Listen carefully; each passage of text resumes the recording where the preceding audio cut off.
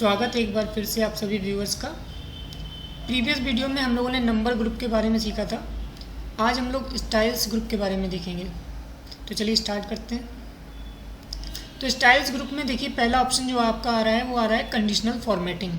जैसा कि नाम ही है कंडीशनल फॉर्मेटिंग, यानी कि आपकी फॉर्मेटिंग चेंज हो according to your condition, according to your given condition, यानी कि जो भी आपने कंडीशन दी है उसके अकॉर्डिंग ही उसकी फॉर्मेटिंग अप्लाई हो जाए, है ना। तो चलिए उसके लिए कुछ हम लोग टाइप कर लेते हैं।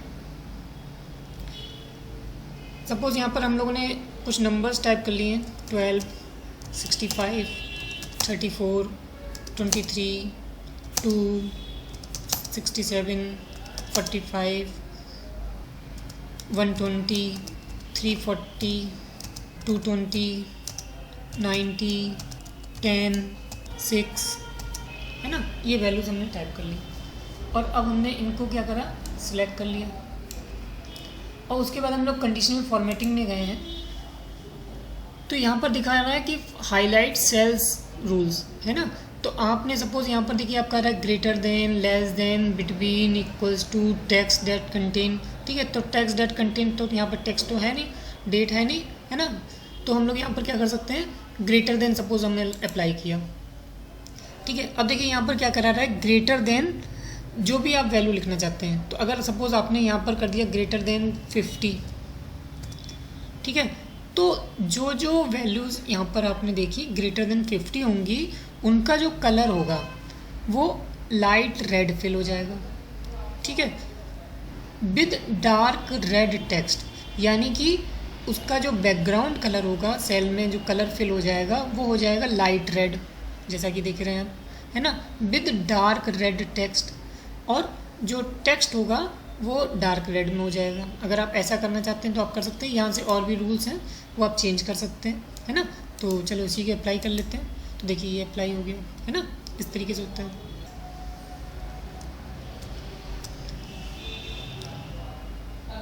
ठीक है, अब यहाँ पर आपने दूसरा रूल अप्लाई किया, सपोज लेस देन का रूल अप्लाई किया। अब आप चाहते हैं लेस देन, आपने कहा कि 50 करना चाहते हैं।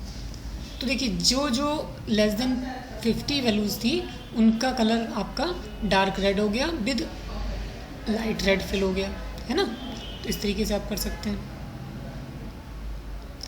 जैसे ही आप ओके करेंगे तो वो अप्लाई हो जाएगा। अच्छा,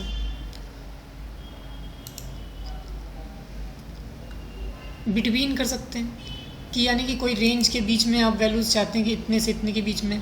तो आपने यहाँ पे सपोज़ किया 50 और 200, तो जो जो वैल्यूज़ 50 और 100 के बीच में लाई करती होंगी उनका कलर जो होगा light red fill with dark red text, है ना। देखिए दिखा भी रहा है। और आप यहाँ से कुछ चेंज करना चाहते हैं, सपोज़ आप ये करना चाहते हैं यानी कि green fill with dark green text, ठीक है, या yellow fill with dark yellow text, है ना। जो भी आप अप्लाई करना चाहते हैं ओके कर देंगे तो वो अप्लाई हो जाएगा।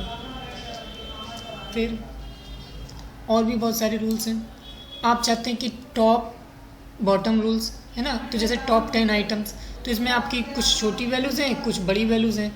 तो जो टॉप की बड़ी वैल्यूज़ होंगी उनका कलर चेंज कर देगा, देख रहे हैं। तो टॉप की जो भी वैल्यूज़ आ रही थी उनका कलर इन्होंने चेंज कर दिया। यहाँ से आप टॉप वैल्यूज़ बढ़ा भी सकते हैं। 10 थी 11 कर दिया, 12 कर दिया, 13 कर देंगे तो सारी वैल्यूज़ आ जाएगी। कम भी कर सकते हैं, है ना। आप टॉप 10 नहीं चाहते, टॉप 9 चाहते हैं, टॉप 7 चाहते हैं, जो भी आप करना चाहें वो आप कर सकते हैं, है ना। जैसे आप ओके करेंगे वैसे ही वो अप्लाई हो जाएगा। तो इस तरीके से आप conditional formatting according to your condition आप चेंज कर सकते हैं, है ना। यहाँ पर आपका आ रहा है डेटा बार्स, तो जो जो जैसी जैसी वैल्यूज़ होंगी उनका बार उसी तरीके से बढ़ता जाएगा। देखिए सबसे ज़्यादा वैल्यूज़ 340 थी तो उसका बार इस तरीके से बढ़ गया, है ना। ये चीज़ हो गया जो भी आप अप्लाई करेंगे।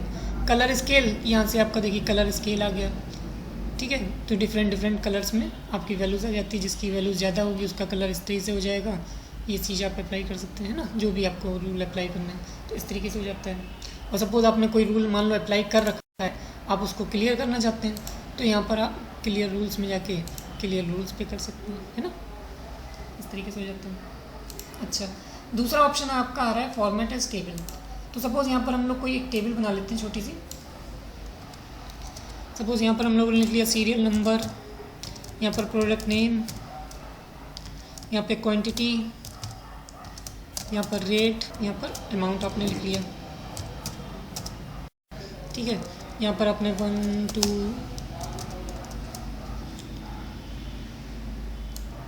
फिल कर लिया। सपोज़ यहाँ पर प्रोडक्ट नेम आपने लिख लिया, MOUSE mouse, keyboard, printer, PD,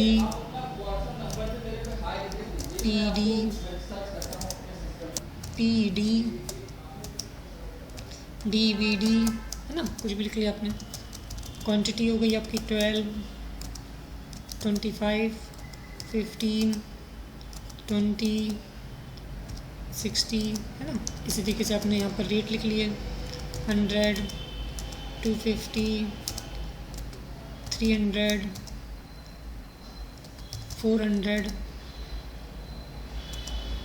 250, है ना। इस तरीके से आपने वैल्यूज भर ली। यहाँ पर अपने अमाउंट लिख लिया,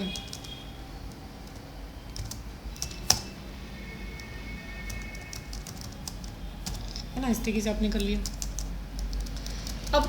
अब आप चाहते हैं कि ये एक नॉर्मल टेबल के फॉर्मेट में दिखा रहा है, आप चाहते हैं कि इसको एक स्टाइलिश टेबल के रूप में बनाना चाहते हैं, तो आप यहाँ पर फॉर्मेट एज टेबल पे जाएंगे और जैसे ही आप यहाँ पर जो भी आपको फॉर्मेट अच्छा लग रहा होगा, लाइट में, मीडियम में, डार्क में, जो भी आपको फॉर्मेट अप्लाई करना हो वो आप फॉर्मेट अप्लाई कर सकते हैं।